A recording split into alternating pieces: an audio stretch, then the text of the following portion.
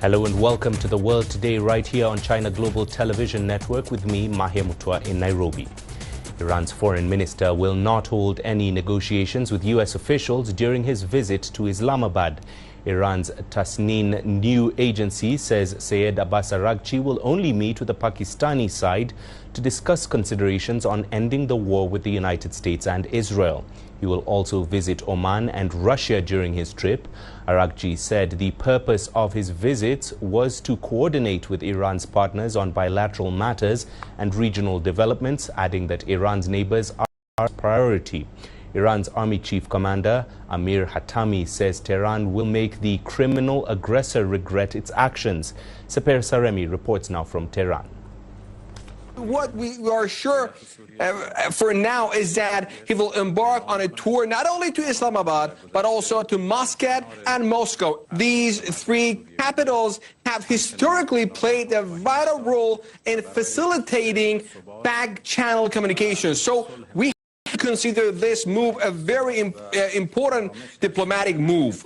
But we cannot say that there has been any breakthrough regarding negotiations with the U.S. So what we know for now is that we cannot say there will be negotiations for the second time in Islamabad. And all of this is unfolding against a backdrop of persistent and palpable tension, because I personally saw myself the Tehran's defense mechanism being activated last night and also 2 nights ago here in Tehran. So the possibility of another second of war, not negotiations, is ever present. So while the diplomatic activity is absolutely underway, there is also the possibility of another round of escalation between the countries. But I have to mention that we have to wait and see what will happen in the next coming hours and days, and see if there might be a breakthrough after this trip to Pakistan, also in the following days to Moscow and Moscow, and see what happened between the U.S. and Iranian negotiators. Well, despite Tehran saying it will not meet with the U.S. side, the White House says President Donald Trump's 2 special envoys are headed to Islamabad to meet with Iran. Defense Secretary Pete Hegseth claims the U.S. naval blockade in the Strait of Hormuz, now on its 2nd week, is still holding and will be expanded. Jim Spellman has more now from Washington. The White House has decided to send President Trump's son-in-law Jared Kushner and special envoy Steve Witkoff back to Islamabad to meet with an Iranian delegation led by Foreign Minister Abbas Araghchi, who is expected to deliver a written response to a U.S. peace proposal. We hope progress will be made, and we hope that positive developments will come from this meeting, and we will see. And the President, the Vice President, the Secretary of State will be waiting here in the United States for updates, and the Vice President, I understand, is on standby and will be willing to dispatch to Pakistan if we feel it's a necessary use of his time. U.S. Vice President J.D. Vance is staying back because Iran's Speaker of the Parliament is not currently slated to attend this round of negotiations, but members of Vice President Vance's staff are already in Pakistan preparing for the talks. The White House says progress has been made in negotiations, but did not provide details. Outstanding issues include the status of Iran's enriched uranium and, of course, the Strait of Hormuz, which is still largely closed to commercial traffic. The Defense Secretary Pete Hegseth says U.S. Navy warships won't hesitate to fire on small Iranian boats believed to be placing mines or presenting a threat to U.S. commercial vessels, and that the U.S. blockade remains in place. I'll say this, every ship that the U.S. believes meets our criteria, either Iranian ships or to and from Iranian ports, has been turned around. As of this morning, 34 total. Non-Iranian vessels are allowed to transit, and many have, including overnight. Not only is the blockade growing, in fact, a second aircraft carrier will join the blockade in just a few days. That aircraft carrier, the USS George H.W. Bush, arrived in the region within the last few days. The Pentagon says it is prepared to target Iran's defenses in and around the Strait of Hormuz if the ceasefire fails. Jim Spellman, CGTN, Washington.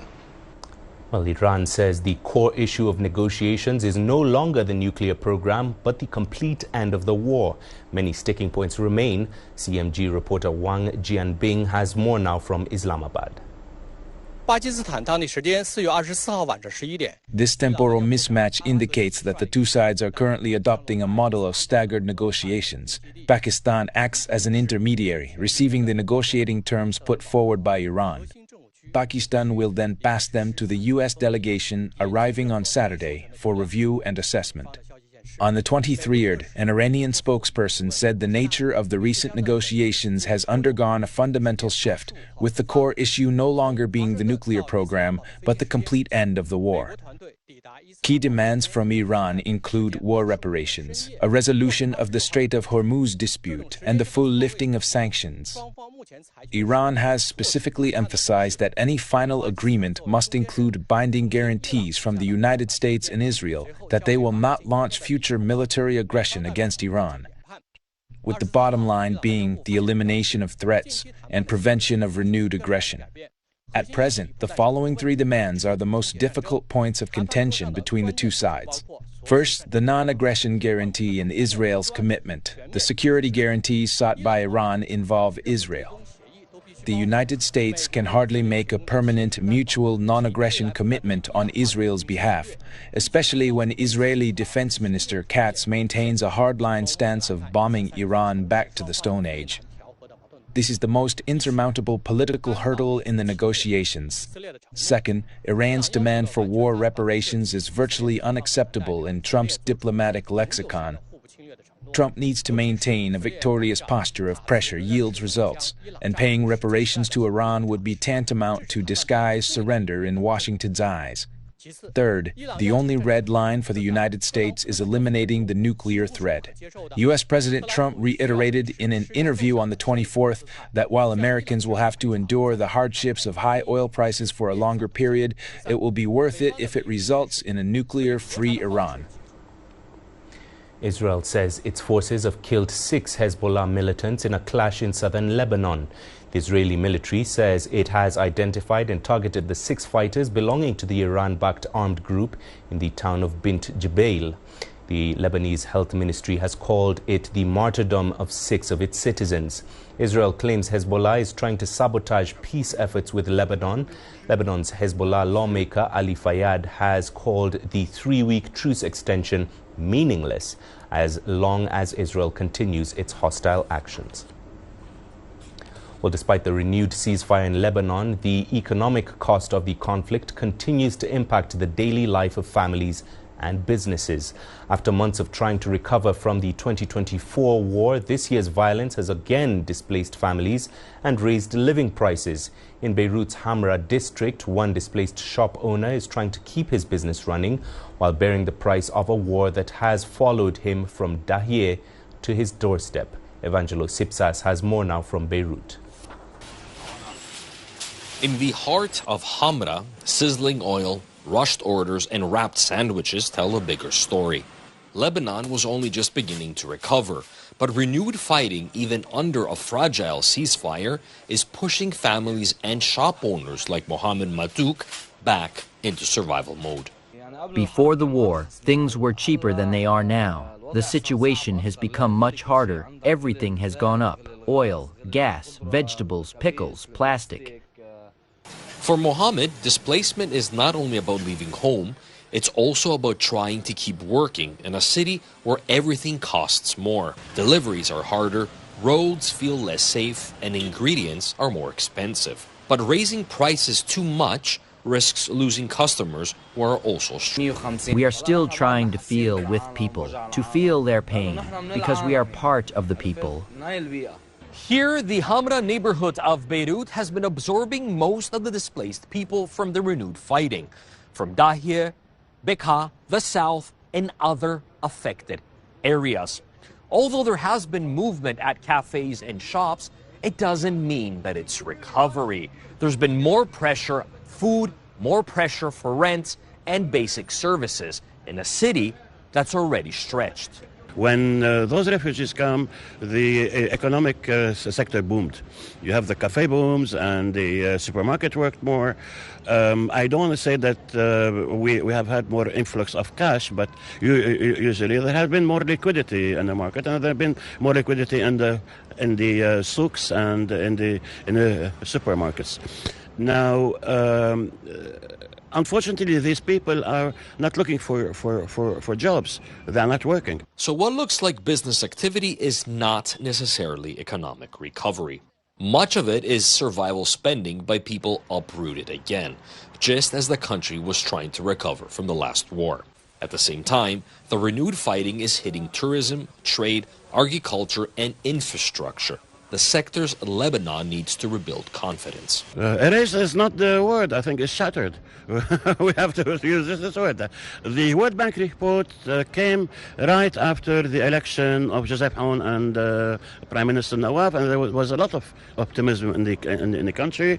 Now you have a major factor that you have to gain back, which we call the stupid consumer confidence and the investor confidence. For Mohammed, this new round of war is measured in two ways: the home he left behind in Dahia and the prices he now faces every day in Hamra. A ceasefire may pause the fighting, but not the economic damage. Lebanon was trying to recover from 2024. Now, for families and businesses, that fragile comeback has become another fight for survival. Evangelo Sipsas for CGTN, Beirut. The U.S. Central Command says the aircraft carrier USS George H.W. Bush has arrived in the Middle East, joining two other carriers in the region. The George H.W. Bush departed Naval Station Norfolk in Virginia in late March and is sailing through the Indian Ocean. The two other carriers, the USS Abraham Lincoln and the USS Gerald R. Ford, are in the Arabian Sea and Red Sea. Since launching a blockade on Iranian ports on April the 13th, U.S. forces say they have turned away at least 33 ships in the region.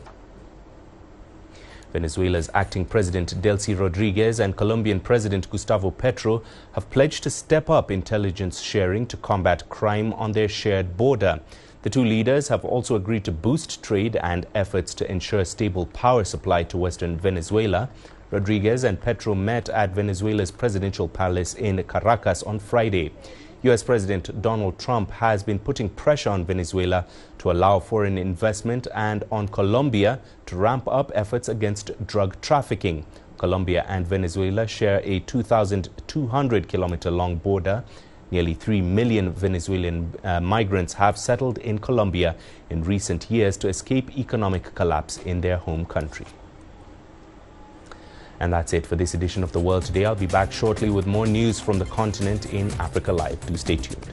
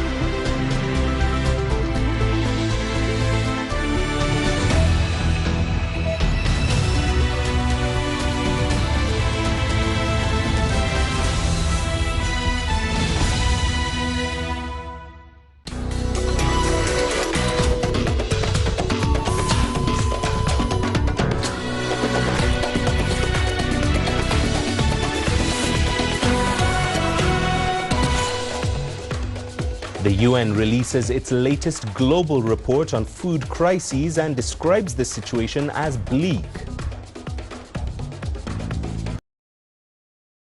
War-torn eastern DRC, the UN's mission chief calls for conditions to carry out credible ceasefire monitoring.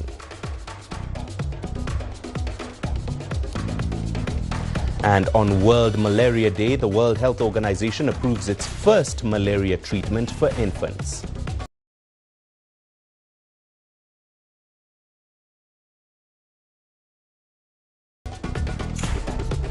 Wherever you're tuning in, welcome to Africa Live here on CGTN. I'm Mahia Mutua in Nairobi. Here's what else is coming up. In business, Africa Finance Corporation says Africa's domestic capital is more than enough to fund industrialization. And in sports, triple Olympic champion Gabby Thomas dazzles as meet records tumble at Nairobi's Kip Keino Classic. Welcome to the program. Now, a new UN-led report has found that 266 million people across 47 countries experienced high levels of acute food insecurity in 2025. The global report on food crises, compiled by an alliance of UN agencies, the European Union and humanitarian partners, says acute hunger has doubled over the past decade, warning that conflict remains the primary driver. In 2025, the severity of acute food insecurity was the second highest on record. As Caroline B. reports, much of it is in Africa. The report says hunger is no longer a series of short-term emergencies, but a persistent and global challenge that has grown in intensity and severity. 2/3 of people facing food crisis globally last year lived in just 10 countries, with 1/3 of them in Sudan, Nigeria, and the Democratic Republic of Congo. The other nations are Afghanistan, Bangladesh, Myanmar, Pakistan, Syria, and Yemen. The report, the 10th of its kind, says famine was confirmed in Gaza and parts of Sudan last year, the first time since the report began that 2 famines have been recorded in a single year. And this year, what we see is that first, a very strong increase in the number of people that are in a catastrophic situation in terms of food insecurity. So people that are in famine or near famine-like situation. So to give you an idea, this number has been multiplied by 9, so reaching 1.4 million people, with 2 territories where we have actual famine, in the Governorate of Gaza and in Sudan, and overall 6 countries where you have people that are in near famine situation. The report says conflict remains a key driver of hunger and malnutrition, with conflict zones accounting for more than half of all people facing severe hunger. And around the world, we see that 80% of the most food insecure people are in conflict area. And now, unfortunately, some of this conflict area is also where we see this climate shock, where the economic situation also is deteriorating, or where this population are very exposed also to external shock on the price of food, on the price of energy, because there is no more local production base. In the worst affected areas, including Gaza, Myanmar, South Sudan and Sudan, overlapping crises of conflict, disease and limited access to services are driving extreme levels of malnutrition.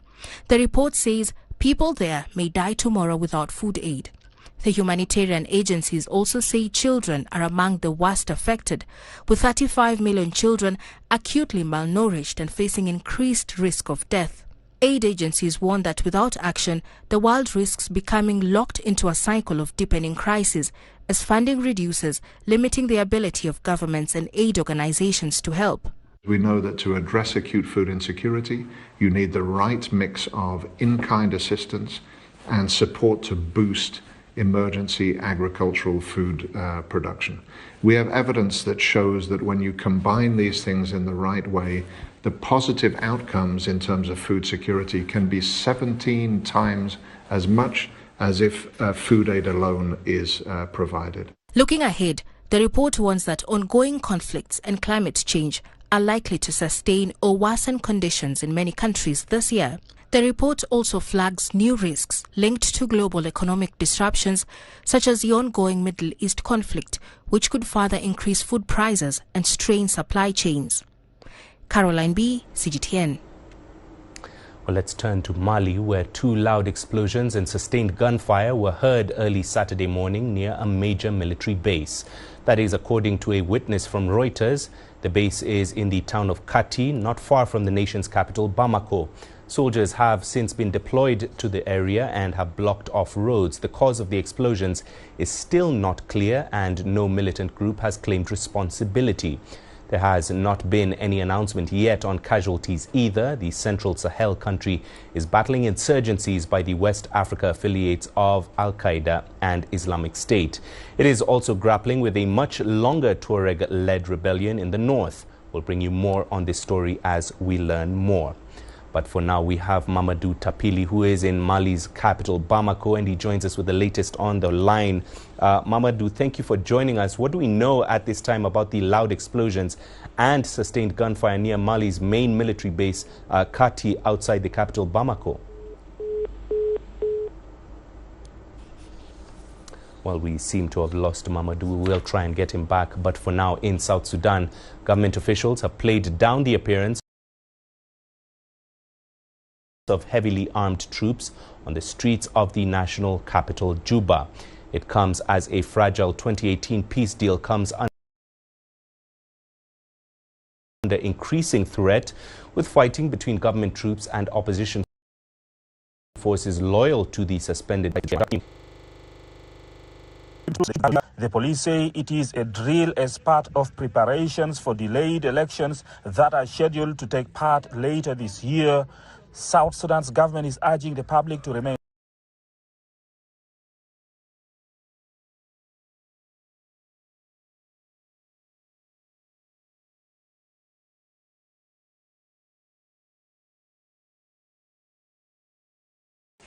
where the SPLM IO elements have been disturbing peace. The fighting has sparked a displacement crisis, one which South Sudan can ill afford. Many of the displaced are once again left to depend on food aid from humanitarian agencies. Life in the camp is hard. There is no food, there is no money, but I have to live here because outside the camp there is fighting. At least here in the camp, I can be sure that I am safe from the fighting.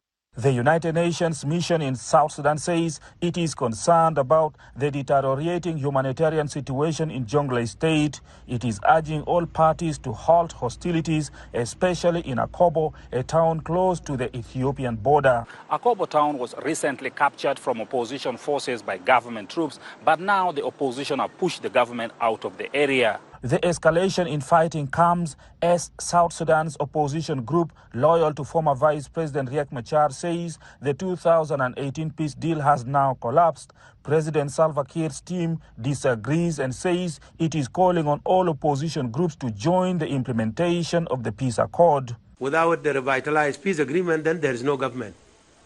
So the revitalized peace agreement is where we all draw our legitimacy from. So the agreement is there. One economic expert says South Sudan's government has now lost control of the economy due to the ongoing conflict. There is currency crisis in the banking system of South Sudan.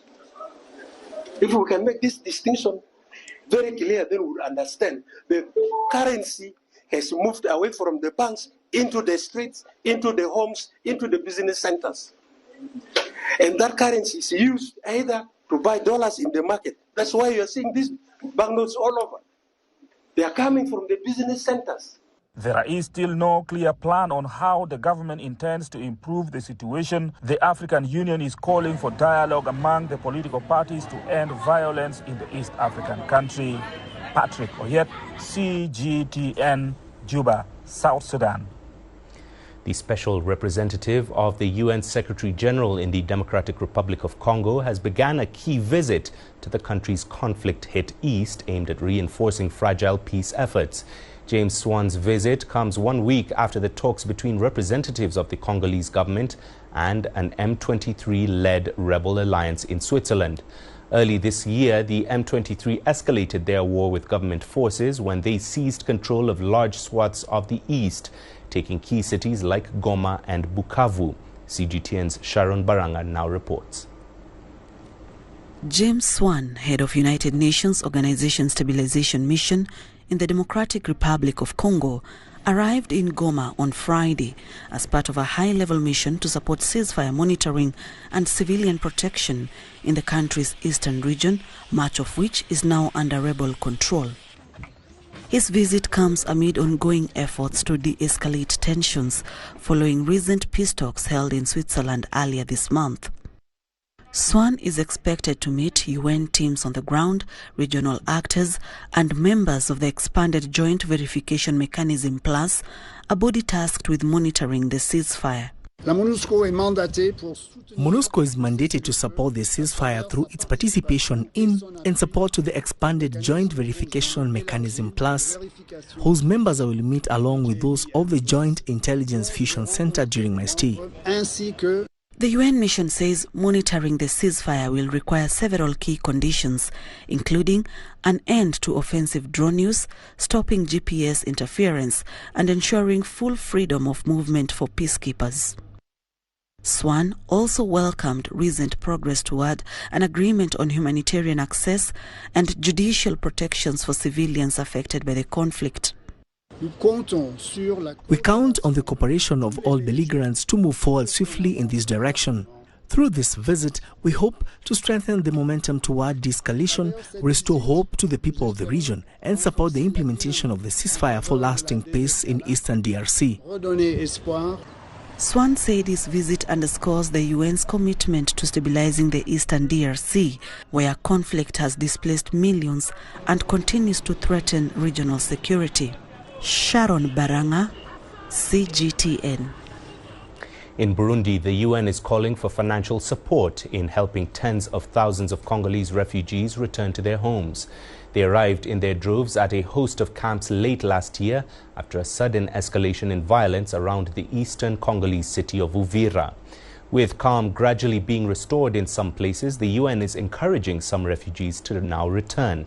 However, as CGTN's Sharon Baranga reports, the expatriation mission is a costly exercise that needs funding. Aboard UN trucks, more than 400 Congolese refugees are being repatriated voluntarily from the Busuma camp in Burundi's Ruyigi district. They were among tens of thousands of people who fled violence in the neighboring eastern DRC in December. However, the situation there has since calmed down, encouraging many to go back to their homes. With their belongings, their face beamed with hope of better times ahead. I am truly very happy and delighted to be going back to my country, because given the conditions we have endured, it has been very difficult for us. Vumilia, a mother of 3, did not make with the first group. She is eager to return to her motherland. I'd like to go back to the Congo. I wasn't used to buying vegetables, never in my life. I will be happy when I return to the home. The Congo is the Congo. The UN is appealing to partners and donors to come to their aid in order to make this exercise a success. We face financial challenges in facilitating their return to DRC for refugees who wish to leave. We have already registered several hundred people, and today we began with 470. However, but we need financial resources to ensure they can return safely and with dignity. According to the UNHCR, Burundi is hosting more than 200,000 Congolese refugees. Sharon Baranga, CGTN. Now, one of the most dangerous bridges in Kenya is getting an upgrade. Reconstruction work is starting soon on the Nithi Bridge, which connects Meru and Tharaka counties in eastern Kenya. The bridge, known for its steep descent and poor design, has been the scene of dozens of automobile accidents and deaths. CGTN's Enoch Sikolia visited the bridge to now find out how its new design will boost safety for motorists. It is a name etched in the dark history of Kenya's roads. Nithi Bridge. For decades, this bridge has been a black spot where serious and often fatal traffic accidents keep occurring. Since the year 1985, I am not very sure about the correct statistics, but I'm aware we have lost almost 7 full buses there, leave alone the small vehicles. And every time those buses are usually full, 54, 64, we've lost very many people. The physics of the bridge are unforgiving. Steep descents, sharp curves and abrupt bumps means drivers must rely heavily on their brakes. If they lose control, their vehicle risks plunging into the ravine below. If rivers could speak, this one will tell some of the most haunting stories in Kenya. Stories of shattered lives, stories of twisted metals, stories of vehicles that came crashing down these cliffs. Ndwiga Mugambi, a local businessman who runs an eco-lodge in the valley, has seen it all. He remembers the day 12 people perished after their passenger vehicle rammed into an oncoming pickup. This was the site of impact. He found a vehicle that was now climbing and they met here. And imagine every girl, every lady in that lady perished. There are no survivors.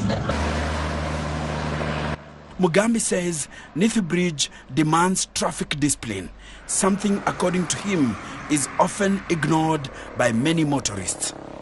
See him overtake because he thinks there is space.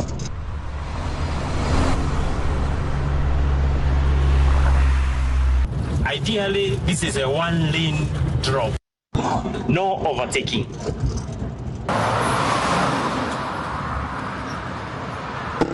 After decades of tragedy, engineers are planning a radical solution. At the center of this plan is an 800-meter viaduct across that valley. A viaduct is essentially a long bridge system designed to carry a road across difficult terrain while maintaining consistent elevation.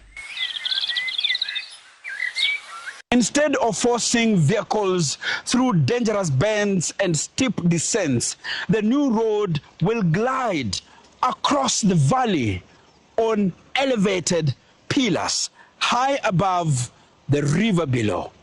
The Nithi Bridge upgrade project has a 2-year construction timeline.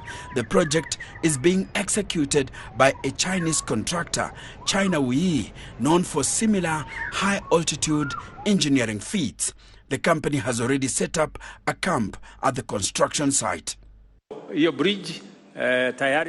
have already made the design. I have looked at it myself and it's very much in order. It will straighten up the road and delete the sharp bends. President William Ruto secured backing for the project from the Chinese government under a broader infrastructure partnership following his state visit to Beijing in 2025. For the people of this region, the news of the Cross Valley Bridge is a prayer answered. Enoch Sikoli, CGTN, Tharaka Nithi, Kenya. The World Health Organization has for the first time approved a malaria treatment specifically designed for newborns and infants. The drug, called Artemether lumefantrine, meets international standards for safety, quality and effectiveness and is expected to help close a long-standing treatment gap for infants and in high-risk regions. Until now, infants were treated using medicines designed for older children, increasing the risk of incorrect dosing and side effects.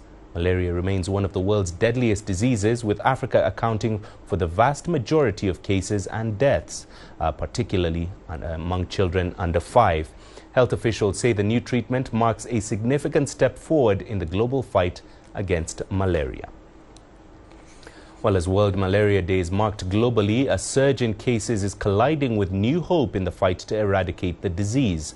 Across southern Africa, infections are rising. South Africa, not traditionally a malaria zone, has also seen an unusual spike linked to festive season travel, claiming at least 11 lives. But scientists are now pushing back, fast-tracking research and new treatments. Among them, a nano-enabled nasal spray designed to deliver life-saving drugs directly to the brain. CGTN's Julie Shire reports. Second-year Wits University Master's student Tasnita Kista is working on a nose-to-brain treatment that could transform the way malaria is treated. The formulation would be a nasal spray. This would be something that can be administered absolutely anywhere. Unlike with conventional malaria treatment, an intravenous line would be required specifically to target cerebral malaria. But in this case, we have a nasal spray that can be used by basically anybody. Cerebral malaria is the deadliest form of the vector-borne disease, responsible for more than 600,000 deaths each year, most of them children under 5. This new approach offers a chance to reverse that. This would prevent severe complications that are associated with malaria, not just in terms of seizures, coma, and ultimately succumbing to the condition, but also the long-term neurological effects that are seen. So people can suffer even if they recover from malaria for a very long time with deficits in terms of their cognitive ability. Kista's work comes as Gauteng, a non-endemic region, has seen cases double to over 400 in the first 3 months of 2026. Most are linked to festive season travel and the silent spread of infected mosquitoes. If you have transport buses, trucks, cars coming from, say, Mozambique into South Africa, and a mosquito flies into the car or the taxi or the aeroplane, then it arrives in Johannesburg, doors are open, the mosquito comes out, and then it feeds on people that doesn't necessarily travel anywhere. And these are high-risk infection cases, because if you ask the person or the patient, have you traveled, the answer would be no. So the doctor won't automatically actually do a malaria test. While the nasal treatment is still years away, African researchers and global scientists are accelerating efforts to put a stop to malaria. It's a strive for everybody working in the field of malaria and reducing malaria transmission, because the more tools you can put into your toolbox, the better the outcome would be. So vaccines, of course, are now exciting because WHO have approved some of these vaccines. For the first time ever, a 90% drop in malaria cases is not just a World Health Organization target for 2030, but a real possibility driven by rapid advances in technology and treatment. The biggest threat now is not the disease itself, but a health funding gap that could stall progress. Julie Shara, CGTN, Cape Town. It's time for a short break. Here's what's coming up in business. Africa Finance Corporation says Africa's domestic capital is more than enough to fund industrialization. You don't find the stories of North Africa by sitting on the sidelines. You've got to get out, go there, and you find them. In the bazaars of Casablanca, among the crowds in Cairo, who come to visit Cairo, the ancient capital of Egypt, along the waters of the Nile, along the sands of the Sahara. No one else will take you where we can in North Africa. No one else will show you what it's all about. CGTN, see the difference.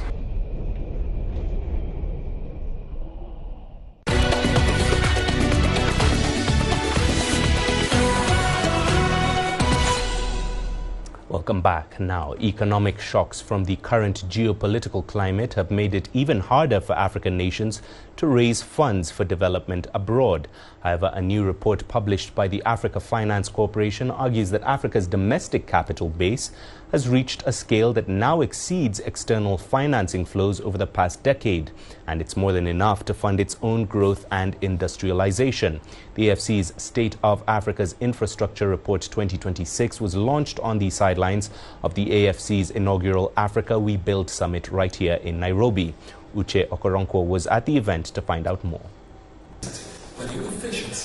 Africa's richest man, Aliko Dangote, plans to build a refinery in East Africa identical to his 650,000 barrel a day refinery in Nigeria.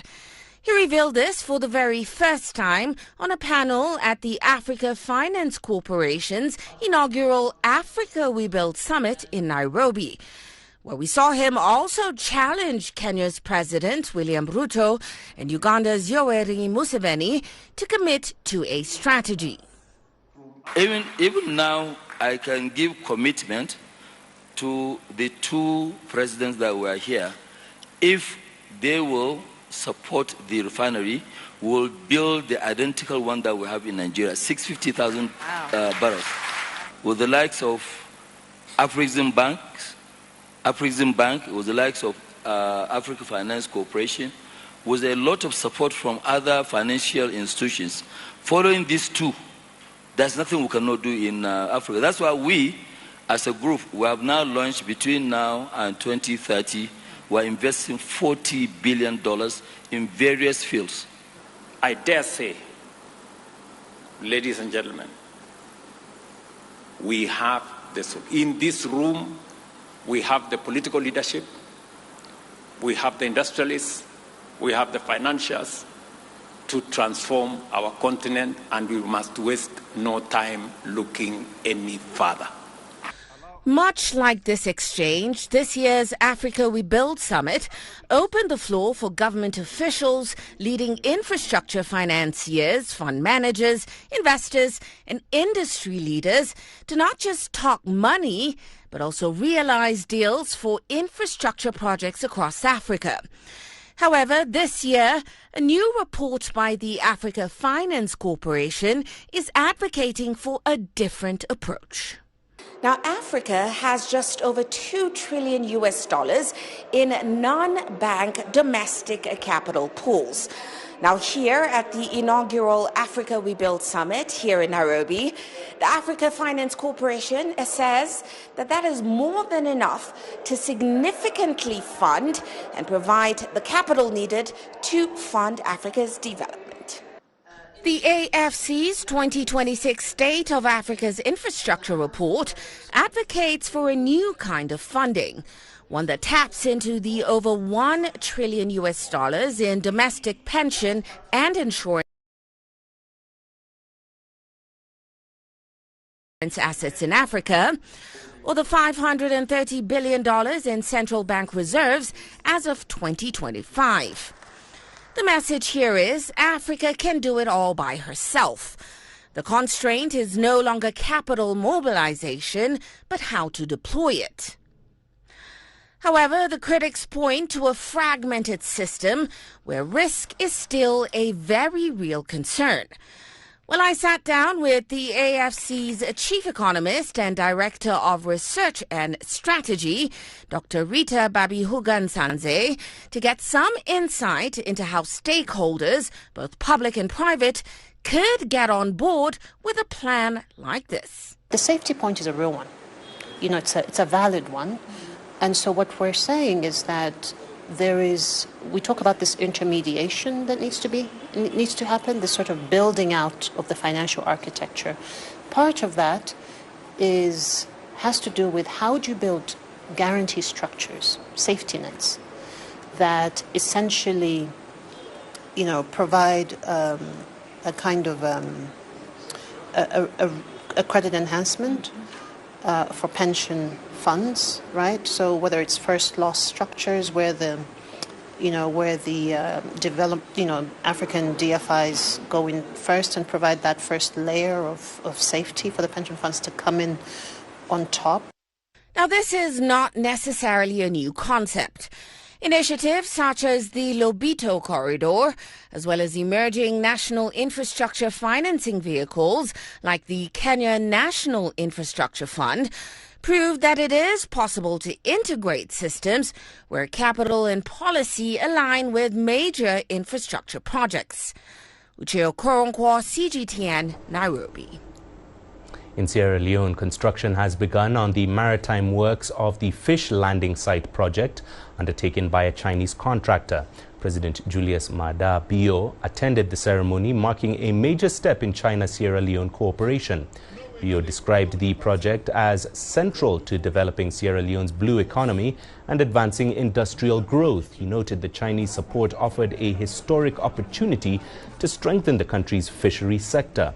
Chinese Ambassador Zhao Yong highlighted long-standing cooperation in fisheries, adding that Sierra Leone exported its first batch of fish to China last year. Located in Black Johnson village, the project will include modern harbor facilities and is expected to process 20,000 tons of fish annually. You're watching Africa Live. It's just about time for the sport here on the program. Here's what's coming up. Triple Olympic champion Gabby Thomas dazzles as meet records tumble at Nairobi's Kipkeino Classic.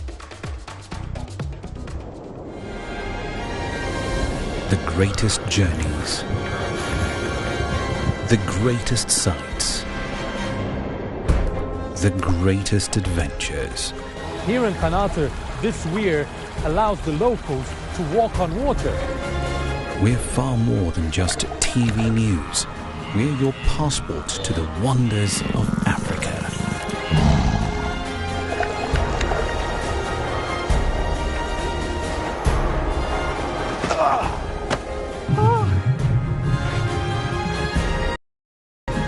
So let's explore.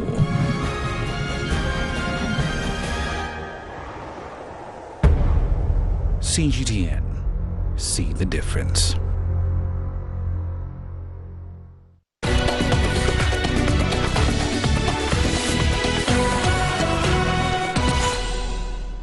Let's get to your sport, and we begin right here in Nairobi with the second World Athletics Continental Tour Gold meeting of the season.